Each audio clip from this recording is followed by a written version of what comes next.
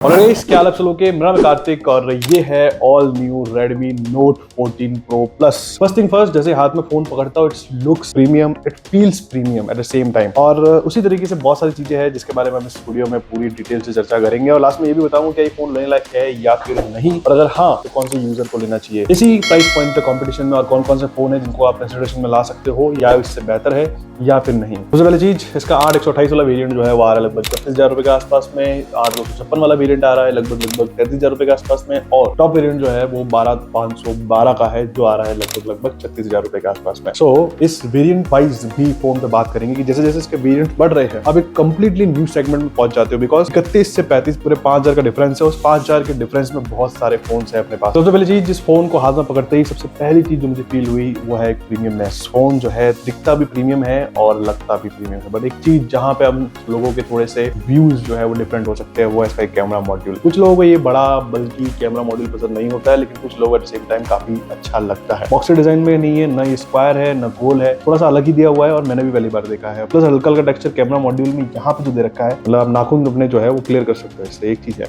अलग से आपको लाने की जरूरत नहीं है, इतना मतलब शार्प है। और यस, मेटल के अंदर है ये चीज।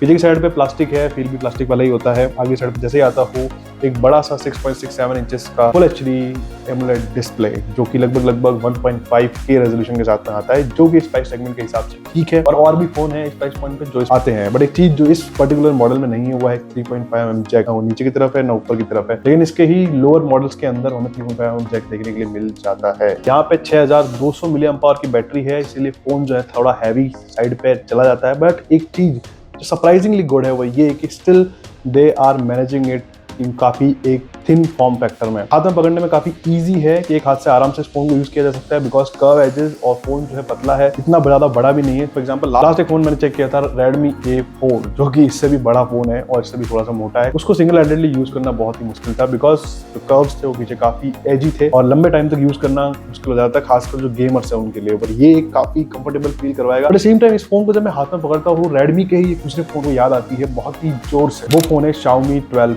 Pro, जिसको मैंने लगभग 8-9 महीने यूज किया था टाइम पे। और एक चीज जो मुझे उस फोन से नफरत हो गई जो ये कि लगभग 50-60 हजार का फोन होते हुए भी वो फोन काफी ज्यादा लैग करता था, और ये चीज यहाँ पर मुझे इतनी देखने के लिए नहीं मिली। पर मोटा मैं बात कर रहा हूँ UI एक्सपीरियंस की। Xiaomi के महंगे फोन्स में भी वो दिक्कत पहले थी, अभी हाल फिलहाल में वो दिक्कत काफी हद तक कम हुई है कि मैं अगर एप्लीकेशन को ओपन कर रहा हूँ, कैमरा ओपन कर रहा हूँ, कुछ भी एप्लीकेशन ओपन कर रहा हूँ, वो एक जिटर एक लैग जो पहले देखने के लिए मिलता था MI फोन्स के अंदर वो देखने के लिए नहीं मिलता। बाकी डिजाइन एग्जैक्टली मुझे उसी फोन की याद दिलाती है, एग्जैक्ट वही भारीपन और वही चीज है। बाकी ये था कि उस फोन के अंदर वो कंप्लीटली मेटल था, यहाँ पे वो प्लास्टिक वाला जो है फील दिया हुआ है, प्लास्टिक है भी यहाँ पे। प्रोटेक्शन के नाम पे यहाँ पे मिल जाता है IP68 जो इस प्राइस पॉइंट के हिसाब से होना चाहिए। बहुत सारे फोन में नहीं भी होता है, कम भी होता है, लेकिन यहाँ फुल फ्लैश IP68 मिल जाता है। लेकिन यानी कि फोन एक बार पानी के अंदर डूब भी जाए, आधा घंटा रह भी जाए, कोई दिक्कत नहीं है। आगे साइड में Gorilla Glass 7i का प्रोटेक्शन मिल जाता है। तो बी ऑनेस्ट मेरे लिए पहली बार है कि Gorilla Glass की 7 सीरीज का कोई ग्लास जो है मैं टेस्ट कर रहा है यहाँ पे। Strong I don't know, but yes MI जो है और खासकर इनकी नोट सीरीज काफी कंसिडरेशन लाई जाती है एज ऑलराउंडर सीरीज। एक चीज जो इसकी प्राइसिंग के मामले में मैं बोलूंगा वो ये कि धीरे धीरे over the period of time pricing बढ़ा है। फॉर एग्जांपल मुझे याद है कि Redmi Note 4 लॉन्च हुआ था लगभग 12 से 13 हजार रुपए के आसपास हुआ था। 12 तक आते आते ये लगभग 25, 26, 27 तक पहुंच गया और अब ये लिटरली 30,000 के बाहर निकल चुके हैं। तो एक भी फोन जो यहाँ पर इस वेरिएंट का है, पर्टिकुलरली जो Pro Plus की मैं बात कर रहा हूँ, वो 30,000 से नीचे नहीं है। सो डेफिनेटली प्राइस बढ़ा है। प्रोडक्शन के मामले में भी ऑब्वियसली चीज एक्सपेक्ट करते हैं हम कि वो भी वहां पर हो, और वो डेफिनेटली यहाँ पर है। उस मामले में निराश नहीं हुआ और नहीं आपको निराश होने की आवश्यकता पड़ेगी। एक चीज जो डिस्प्ले के मामले में और कहना चाहूंगा, दिस इज शार्प डिस्प्ले, कहीं पर भी कोई भी दिक्कत वाली चीज नहीं है। तो एक चीज जो मुझे हमेशा MI के फोन में पसंद आई वो ये है कि इनका read mode works pretty well हमेशा, और उसके अंदर आप काफी ज्यादा कस्टमाइजेशन भी कर सकते हो। सबसे इंपॉर्टेंट फैक्टर जो है परफॉर्मेंस, जो day to day life major role निभाएगा, और दूसरी at the same time over the period of time जो है फोन की जो लाइफ लॉन्ग सस्टेनेबिलिटी है, यहाँ पे मैं बोलूँ परफॉर्मेंस है, वो ऑब्वियसली एक पावरफुल परफॉर्मेंस सेंट्रिक प्रोसेसर से होगी। SoC दी हुई है इसके अंदर Snapdragon 7S Gen 3। और यहाँ पे अगर Geekbench स्कोर की बात करूँ, सिंथेटिक स्कोर की अगर मैं बात करूँ, तो यहाँ पे सिंगल कोर में 1150 आ रहा है और मल्टीकोर में लगभग 3200 आ रहा है। और ये स्कोर पर्टिकुलरली इस प्राइस पॉइंट के हिसाब से बोलूंगा, वैसे नहीं बोलूंगा कुछ उखाड़ दे इन लोगों ने, बट हाँ जितना होना चाहिए उतना है। और जब वहां पर मुझे कोई दिक्कत वाली चीज नहीं है। और ये चीज इनकी डे टू डे लाइफ में जब फोन को यूज करते हैं वहां पर भी दिखाई देती है। जैसे मैंने बोला कि इसका यूआई अब थोड़ा सा बेटर है, लैगी नहीं है कहीं पर, मतलब बग्स नहीं है। और एक चीज डेफिनेटली है वो ये एप्स, जैसे अभी जस्ट आ रही थी यहाँ पे एक ऐप BGMI की ऐड, तो लिटरली फोन यूज करते करते बीच में ऐड आ रहे हैं, तो वो एक दिक्कत अभी भी है। और third party application like literally बहुत सारे, फॉर एग्जांपल ये देखो यहाँ पे ये सिस्टम एप्स है, games, block puzzle, guardian, title fun, bubble shot है, सो लॉट, ठीक है। और बीच बीच में ऐड वाला सेक्शन जो है वो अभी भी इस फोन के अंदर दिया हुआ है। और ये एक बड़ा ड्रॉबैक है जो कि दूसरे किसी भी स्मार्टफोन कंपनी के साथ में नहीं होता है, और MI के साथ में ये दिक्कत है। और दूसरे स्कोर की अगर मैं बात करूँ, कुछ और सिंथेटिक स्कोर निकालने की मैंने कोशिश की, फॉर एग्जांपल यहाँ पे 3D मार्क निकालने की ट्राई किया, लेकिन वो नहीं निकल रहा था बिकॉज मैं डाउनलोड ही नहीं कर पा रहा था। तो यहाँ पे एक ऑप्शन वो दे रहा था कि please check your internet connection, some device block online connection from the benchmarking app, we see the warning and you are sure that your device has a working internet connection or contact the manufacturer of your device for help। Literally ये बोल रहा है कि अगर आप benchmark score नहीं निकाल पा रहे हो तो अपना इंटरनेट कनेक्शन चेक करो, और अगर आपका इंटरनेट कनेक्शन सही है तो आप जो है वो डिवाइसेस में हेल्प के लिए आप मैन्युफैक्चरर से कॉन्टेक्ट करो। तो I don't know why Xiaomi जो है यहाँ पे GPU स्कोर जो है सिंथेटिक GPU स्कोर नहीं निकालने दे रहा है। ये सेम चीज यहाँ पर भी होते हुए नजर आती है, जहाँ पर मैं M2 बेंचमार्क डाउनलोड करने की कोशिश करता हूँ, जस्ट नीचे आता है डाउनलोडिंग, बट होता नहीं है। और ये मैंने लिटरली बहुत बार ट्राई किया, इसलिए मैंने इसका एक स्क्रीन रिकॉर्ड यहाँ पे करके रखा हुआ था। तो यस, जब इसको निकाल पाया। लेकिन अगर मैं मोटा मोटा बात करूँ यहाँ पे गेमिंग्स की, जहाँ पे मैं BGMI खेल रहा हूँ, यहाँ पे मैं COD ज्यादा खेल के देखा इसके अंदर, तो it works pretty well. Higher settings पे भी एक बार आराम से आप गेम्स को अच्छे खासे टाइम तक खेल पाओगे, हिटिंग इशू वहाँ पर भी मुझे नजर नहीं आया। डिस्प्ले के साथ साथ में एक चीज और अच्छी मिल जाती है, वो है स्पीकर जो यहाँ पर भी है, तो वर्क्स प्रीटी वेल दोनों तरफ से, 40-60 का रेशियो है, तो हमेशा ही रहा है और यहाँ पर भी है। बात करते हैं कैमरास की यहाँ पर, और Xiaomi का जो है ये एक वीक पॉइंट रहा है अब तक, जहाँ तक मैंने देख पाया हूँ।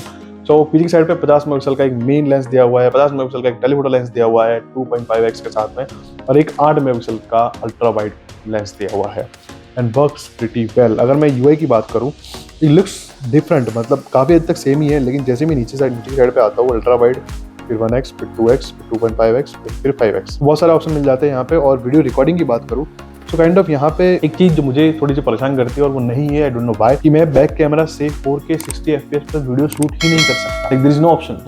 लिटरली मैं 4K 30 FPS मैक्सिमम जा सकता हूँ, और ये ऑप्शन तो मुझे बहुत सारे 20-25 हज़ार के फोन के अंदर देखने के लिए भी मिल जाता है। आई डोंट नो व्हाई इसे हटाते कैसे, लेकिन ये है, और ये एक अच्छी चीज नहीं है 30,000 के फोन के लिए। Eight the same time front कैमरे की बात करूँ तो मैक्सिमम जो है वो 1080p 30 FPS पे शूट कर सकता हूँ। क्वालिटी की बात करूँ तो यस, डायनामिक रेंज के बारे में बात करूँ तो डायनामिक रेंज में Realme 13 Pro Plus से बेटर फोन इस प्राइस सेगमेंट में मैंने नहीं देखा है, और ये चीज यहाँ पर होते हुए इसका पहला ही फोटो खींचते हुए मुझे समझ में आ गई। अल्ट्रा वाइड 8 मेगापिक्सल से खींचा हुआ फोटो है। As you can see here, पीछे का सेक्शन पूरा जो है अच्छे से एक्सपोज हो पाया है, कलर जो है वो आराम से दिख रहे हैं, लेकिन जो ह्यूमन सब्जेक्ट आगे की साइड पे खड़ा है उसको पूरा का पूरा ब्लैक कर दिया है इसने। तो डायनामिक रेंज का इशू जो है डेफिनेटली अल्ट्रा वाइड के साथ में तो है, लेकिन मैं अगर मेन लेंस की बात करूँ वहां पर भी ये दिक्कत सामने आती है। अगर नॉर्मली आप देखोगे तो ये फोटो काफी सही लग रहा है, दिक्कत नहीं है, लेकिन इस फोटो में दिक्कत है। बैकग्राउंड की बात करूं या फिर फोरग्राउंड की बात करूं, दोनों ही सेक्शन में फोटो ओवर एक्सपोज हो रहा है। जब मैं बात करूं उसकी पोर्ट्रेट लेंस की, तो यहाँ पर मुझे काफी अच्छा लगा वो एक चीज कि 50 मेगापिक्सल का जो टेलीफोटो लेंस दिया हुआ है वो काम भी अच्छे से करते हुए नजर आता है। काफी रियलिस्टिक बैकग्राउंड ब्लर कर रहा है यहाँ पे, ऐसा नहीं लगता कि पीछे की साइड पे ब्लर को चिपका दिया गया है फ्रेम से, सॉफ्टवेयर से, ऐसा लगता है कि रियल DSLR से खींचा हुआ फोटो है। सो डेफिनेटली 2.5x 50 मेगापिक्सल का कैमरा आराम से काम कर रहा है, और वहां पर कोई दिक्कत वाली चीज नहीं है। देन ये एक और फोटो, सेम रिजल्ट, एक फोटो जो निकाली है ये यहाँ पर थोड़ी सी परफेक्ट आई है।